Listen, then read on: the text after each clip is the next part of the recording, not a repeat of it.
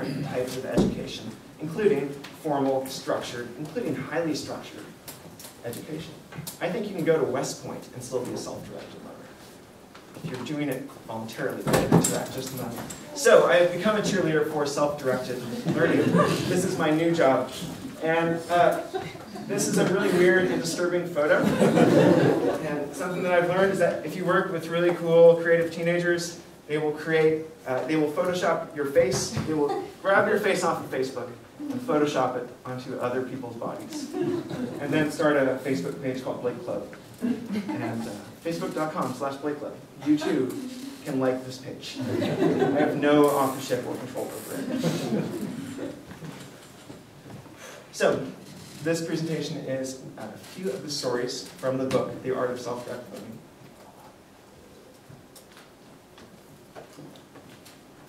Hey, there it is. Okay, first story. Who knows who this young woman is? Raise your hand if you do. One. She has such a great story. Okay, this is Laura Dekker. She is a Dutch citizen, and she grew up sailing. She was born on a sailboat in New Zealand. She spent her first 5 years living with her family on the open ocean. She started playing around on her own boat shortly after that, and at age 12, she solo sailed from the Netherlands to England, like across the English Channel by herself. Maybe a dog, I'm not sure about that. At age 13, she declared to the world her intention to become the youngest solo circumnavigator of the world. The current record was 16. She needed to do it before some fraction of her 16th birthday. This attracted a lot of attention, and it especially attracted the attention of the Dutch government, essentially their equivalent of Child Protective Services, who said, in so many words, we think that what you are doing, Laura, with the support of your parents, who are sailors, is highly irresponsible for two reasons. One, you're putting your life in danger. And two, you're going to fall dangerously behind in your studies. That was literally something that they said. As far as number one goes, Laura and her family made sure that safety was not going to be concern. They totally outfitted her boat with all the most recent equipment. She had all the safety protocols down.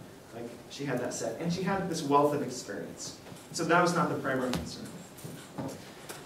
The secondary concern, she just kind of acquiesced. She went along and said, okay, I'm going to be a homeschooler on this boat for the next year and a half. So she said, let's work together to figure out how I can study algebra while I'm on the Pacific Ocean. And they were very accommodating. But still, the government persisted, and at one point, they said, we are making Laura a ward of the court. We are taking over parental control of her. Because we don't think that this is it. It turned into a big publicity thing, so they kind of had something to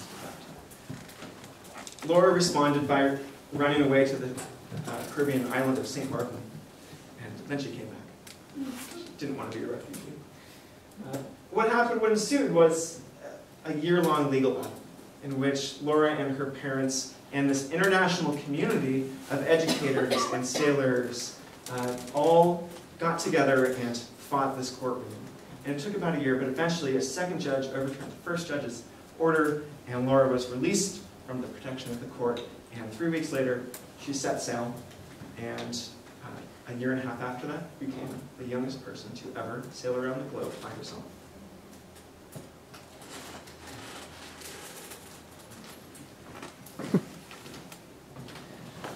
To me, Laura represents some essence, some core of self-directed learning.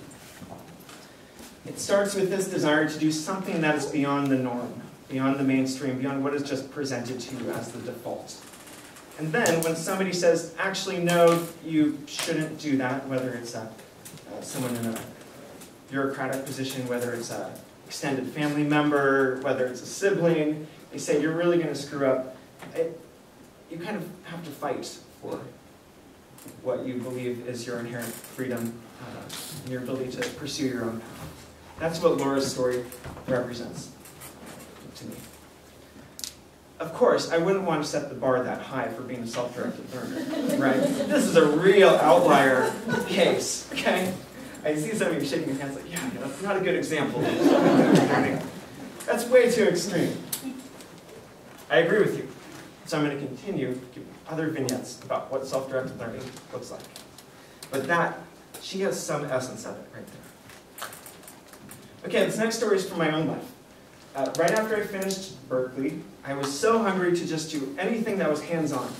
Just not intellectual anymore. Just let me do something with these things that have gone to waste for 12, 16 years. And what I decided to do was take an EMT class, emergency medical technician, because I realized I could get it for free through California community colleges because I was an impoverished recent graduate. And it's really helpful to have an EMT certification when you're working at summer camps or trip leading.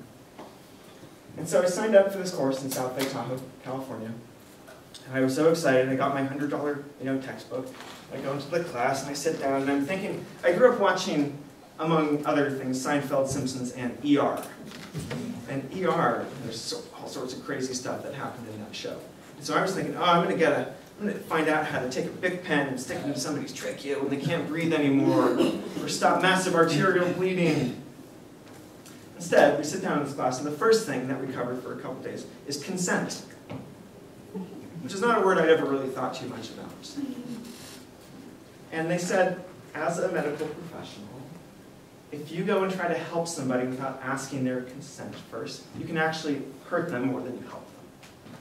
For example, if you come onto the scene of a car crash, and you're just some gung-ho rescuer, and you run in and you try to extricate the person in the car from the vehicle, you can actually kill them that way. They have, a compromise on them.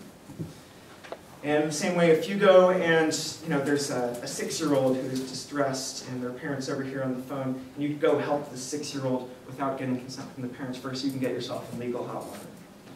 And so the basic idea was, before you want to help someone, ask them if you can help. It's like, that makes a lot of sense to me. Great. Glad I learned about this. And then this little light went off in my head, and I thought, I wonder if anyone ever asked me if I wanted to go to school. Huh. Wow. And I have wonderful, loving parents, and they provided me with many opportunities. And also, part of our family discussion was never, do you want to go to school?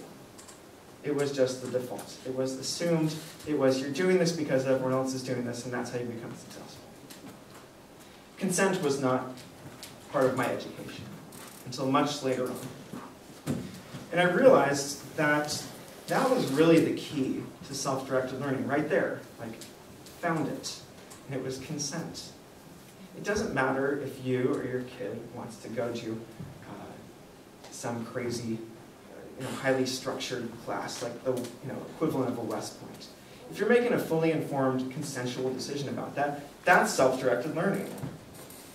If your kid wants to play Minecraft all day long, maybe you feel really uncomfortable with that, and you want to have a discussion about all the other magical things that this world has to offer beyond Minecraft. But if your kid will not actively consent to those other ones, and you are going to be coercing them into it, then maybe that's not self-directed learning. It just hit the nail on the head. And then a friend, another staff member at Not Back to School Camp, who I met years later, Ethan Mitchell, he used these words, and he said, all self-directed learning is consensual learning. That doesn't, I'm not going to go around saying I'm a consensual educator, because that just sounds weird and but that's it. That's correct. That is the heart of what makes self-directed learning work and how it builds relationships with young people. All right, Mecca, done. We're there. I'm just going to end the presentation. So before you want to help someone, ask them. Before you're so sure that you're going to enrich your child's life with some sort of magical activity, get consent first. Or just demo it yourself. If you're so, really want your kid to learn piano, if, my kid is named Matt, and I want my kid Matt to learn piano, but Matt is so resistant to it, I think I can explain all the good options, like different ways I can help him learn piano. I can give him, ways to do it this way or that way. I can I can try my best to explain why I think it's important, but fundamentally, if he doesn't want to do it, then I'm not going to force him to do it, because that's going to be destructive of my relationship with Matt. And that's probably the most important thing at the end of the day. And if I still feel antsy, I'm going to go sign up for piano lessons myself and lead by example. Somebody else explained this better. This is a homeschooling mom who I follow on Facebook, and she was responding to the question, don't you make your children learn anything? And here's how she responded. Make? No, I don't make them learn anything. I inquire, I suggest, I offer incentives, but I do not make. I am not their central planner. That job is taken. My job isn't to decree what they will be good at, or what they will do, or how they will do it. I am not king in their lives. They are sovereign. Their minds belong to them. It's their property after all. My job is to approach them with humility and know that my ability to discern what they are to be, or to do, or to excel in is nothing compared to theirs. My job is to assist them in their discernment, to make experiences, work, play, resources, teachers, mentors, and collaborators available to them, to help them as they construct themselves, to talk things through with them, but not talk it all to death. My job is to sit down, shut up, and serve when I can. I direct nothing. Less of me, more of them. I think the sit down, shut up part is a little bit harsh. I think that there's a very significant role that parents play in introducing opportunities and providing the exposure element to kids, whether or not they go to school. But again, I think she's kind of hit the nail on the head.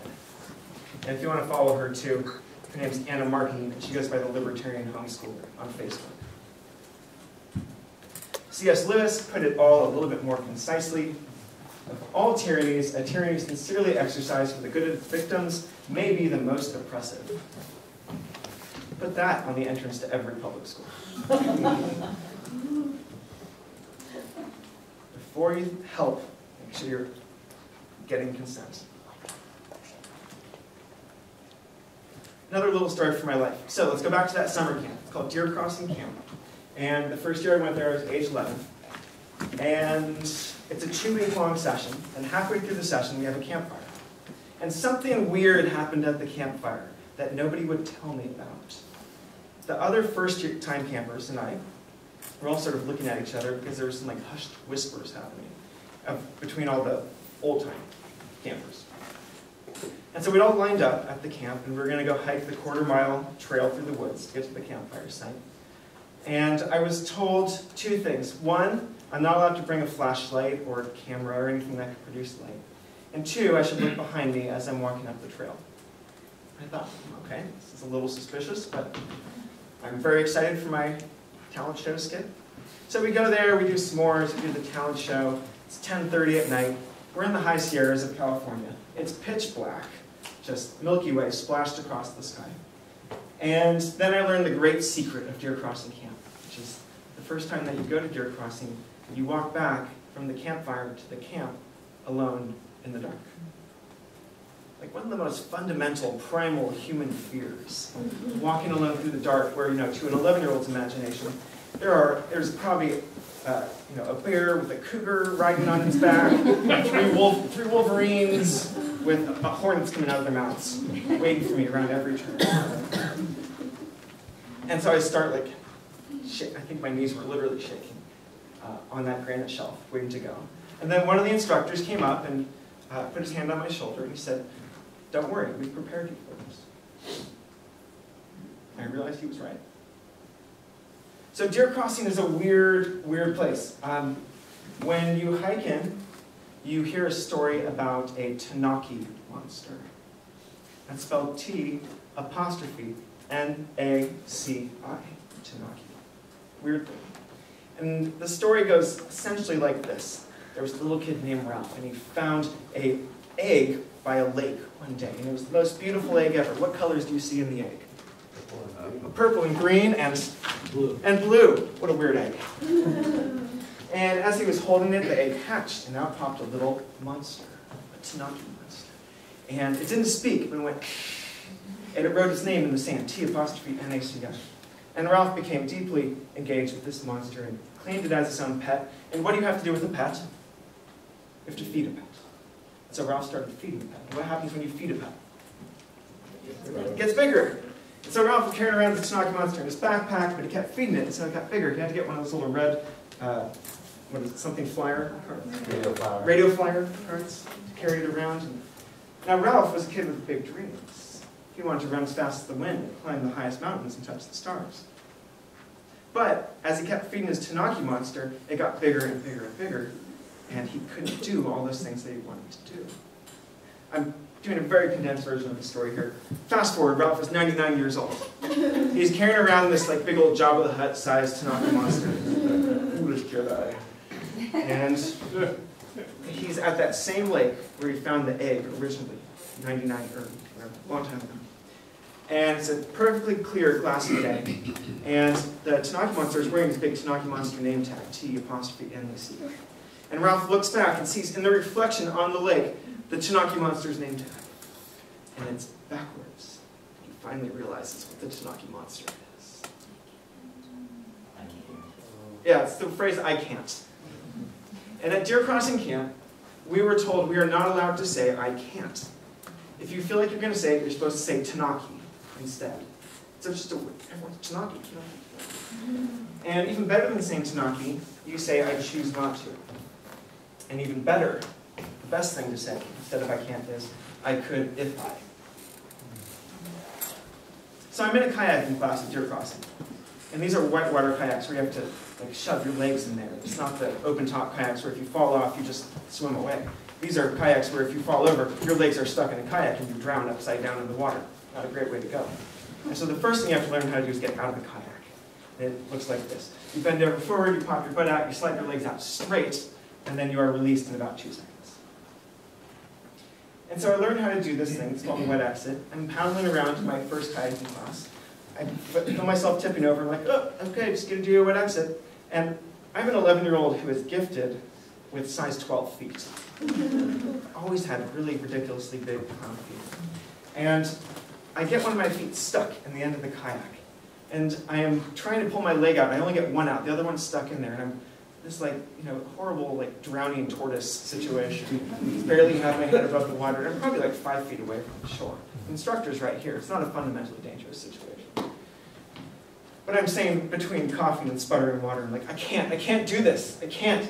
And the instructor is standing right there saying, you can't, you what? Excuse me? You what? Tanaki what? And so he helps me back, and he said, I can't do this. I can't kayak. And he said, try this. I could if I. And I'd heard this before, so I'm like, oh, okay, I'll do the dumb I could if I. I could if I didn't have giant feet. He said, okay, that's one option. What's another? He said, could if I never took another kayaking class. I later became an instructor at this camp, and you get very good at helping young people cycle through kind of joke or throwaway options until they get to the really good stuff. And so I went through a few more I could if I's until I said I could if I kept my legs straight because I was bending them because I really wanted to get out quickly, and yeah, like you taught me. And he said, let's try that. So next time I flip over, keep my legs straight, pop out, free in 2 seconds. I kept kayaking. So Deer Crossing wasn't I could if I can. And everyone took this very seriously.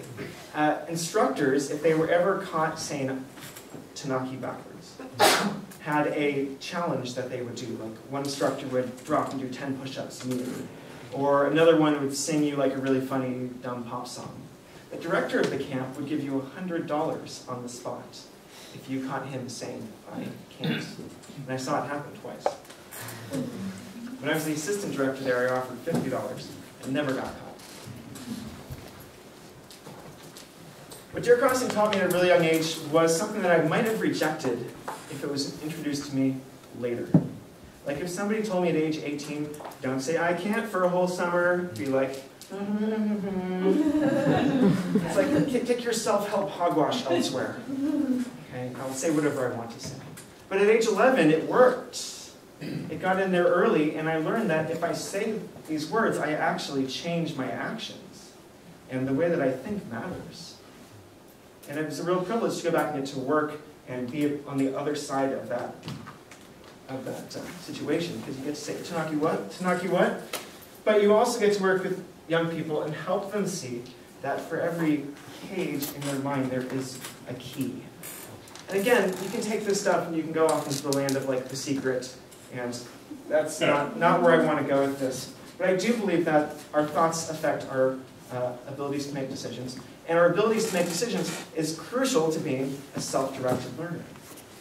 If you have a bunch of cages, then the first hiccup that you encounter, let's say you're not going to school and you want to learn programming, and you go on to Code Academy, and you start learning JavaScript, but then you get something and it says else if, and then there's an error.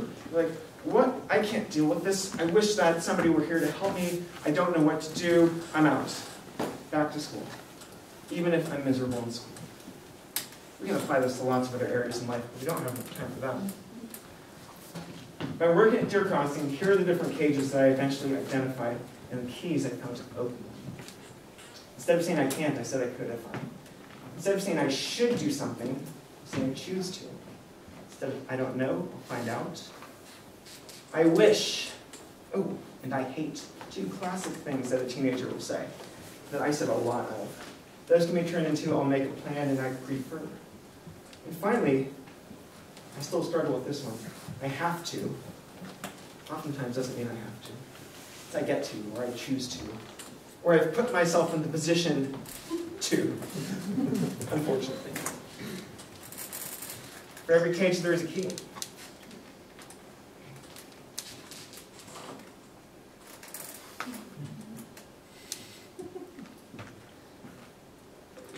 Does anyone know what this stands for? Okay, what does the font look like? Google. Although they recently changed their font. Yeah, and the first letter is an L, not a 1 or a I or something.